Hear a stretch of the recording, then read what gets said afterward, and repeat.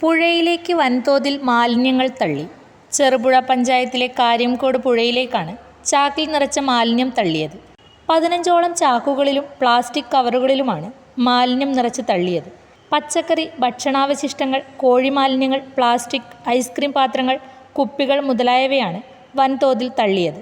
വാഹനങ്ങളിൽ കൊണ്ടുവന്ന് തള്ളിയതാണെന്ന് കരുതുന്നു. കാറ്ററിംഗ് പരിപാടികൾക്ക് ശേഷം വന്ന വസ്തുക്കളാണ് ഇത്തരത്തിൽ പുഴയിലേക്ക് വലിച്ചെറിഞ്ഞതെന്ന് കരുതുന്നു. വിവരമറിഞ്ഞ പഞ്ചായത്ത് അംഗം ജോയ്സി ഷാജി, ആരോഗ്യവകുപ്പ്, ഹരിതകർമ്മസേനാ അംഗങ്ങൾ എന്നിവർ സ്ഥലത്തെത്തി. പുഴയിൽ നിന്നും കയർകെട്ടി വലിച്ച് വളരെ കഷ്ടപ്പെട്ടാണ് മാലിന്യങ്ങളെല്ലാം ഇവർ പുറത്തെത്തിച്ചത്.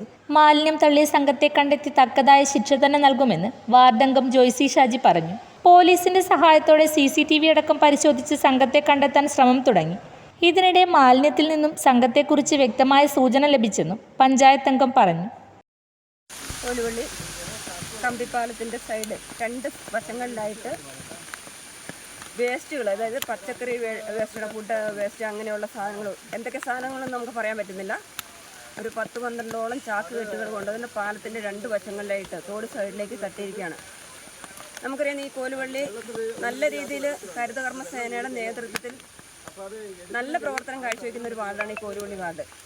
അവിടെ ഇങ്ങനെ ഒരു സാമൂഹ്യ ദ്രോഹികളെ കൊണ്ടത് ഇതുവരെ പോണക്കത്തുള്ള ഒരു സംഭവം ചെയ്യുമ്പോൾ നമുക്കതിനെതിരെ പ്രതികരിക്കാതിരിക്കാൻ പറ്റില്ല. നമ്മൾ നല്ല ശക്തമായ രീതിയിൽ തന്നെ ഇതിനുള്ള മറുപടി തരും. എങ്ങനെ നമ്മൾ ഈ സാധനം ഇവിടുന്ന് എടുത്ത് നമ്മളിതിനകത്ത് ഒരാളെ കിട്ടിക്കഴിഞ്ഞാൽ ഇതിന് തക്കതായ മറുപടി അവർക്ക് കൊടുക്കുക തന്നെ ചെയ്യും.